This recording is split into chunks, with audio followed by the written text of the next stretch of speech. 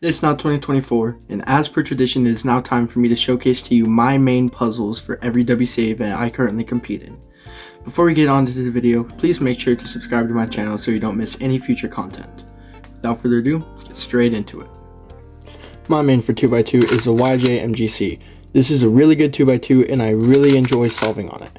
I've been able to cut my times down to about low 4 seconds, which is the fastest global average I've ever had. I plan on learning CLO with this method, and I think I could potentially hold the Idaho state record by the end of this year if I work hard enough. My 3x3 main is currently the RS3M V5 standard, and this cube is amazing. It's so light, easy to turn, and the corner cutting is wonderful. The only complaint I have with this cube is that when you use it on stack mat, the corners do tend to split a little bit, which is a job for super glue, so I'm not too worried about it. I'm currently averaging mid 11, and I've gotten so many good times with this, including one of my very few sub 10 averages at home. I really enjoy this cube, and it will hopefully take me to sub 10 by the end of the year. I also use this cube for 3x3 one-handed, so you won't hear about that event other than this. For 4x4, I use the YJ-MGC. This cube is insanely good and I really enjoy using it. This is the cube that broke the sub 1 barrier for me on 4x4, and I just got my very first sub 1 average of 5 the other day. I plan on using this cube for a really long time, and I don't think this will become bad anytime soon. My main for 5x5 is also the YJ-MGC. I only got this cube within the last couple of months, and my experience with it has been splendid.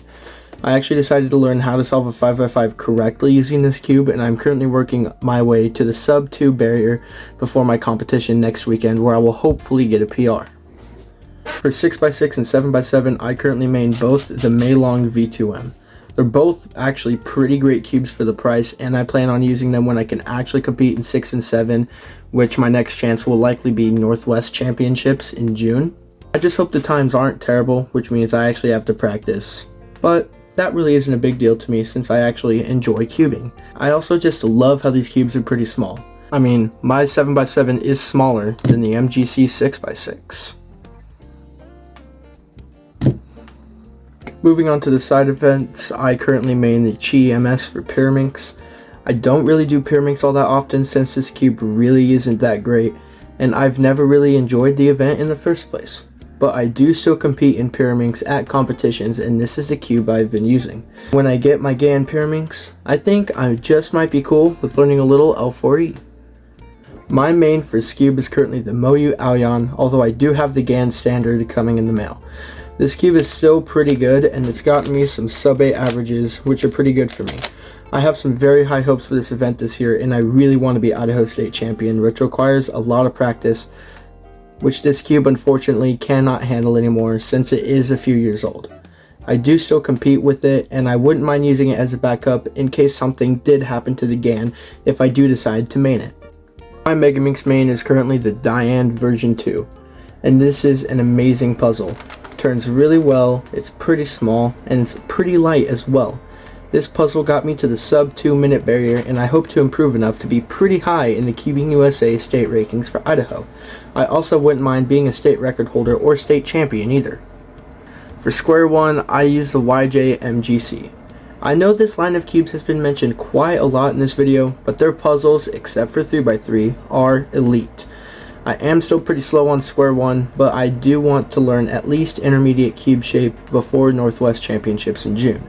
I currently average about a minute, and I hope to be at least sub 40 or maybe even sub 30 by then, and maybe even try to be close to the top of Idaho State rankings by September, which is hopefully when Idaho State Championships will happen.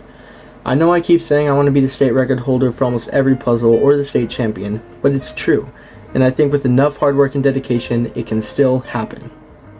I know this really doesn't come to a surprise, but for clock, I currently main the Chi clock, like almost every person who solves clock. Clock is honestly one of my favorite puzzles in WCA events, and I really enjoy solving it. I'm actually currently number 2 in the Idaho rankings for both single and average, just behind my friend Coleman.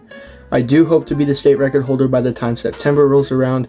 I would just go nuts if that happened. I also want to be the Idaho State Champion this year, and I really think this one can happen regardless if I am for Scube or Squan or Megaminx or whatever.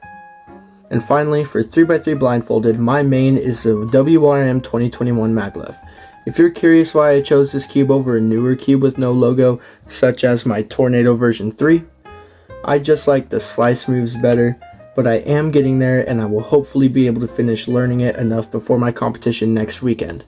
I'm actually getting more used to being able to memorize edges, and I'm about to start working on corners, so maybe that might be a topic for a video in the future. And that concludes my main puzzles for the year 2024. If you enjoyed this video, please make sure to leave a like and subscribe to my channel down below. We just reached 100 subscribers, so please make sure to go check out my 100 subscribers giveaway if you would like to win a mystery puzzle. Anyways, that's pretty much it for me, and I'll see you guys in the next one.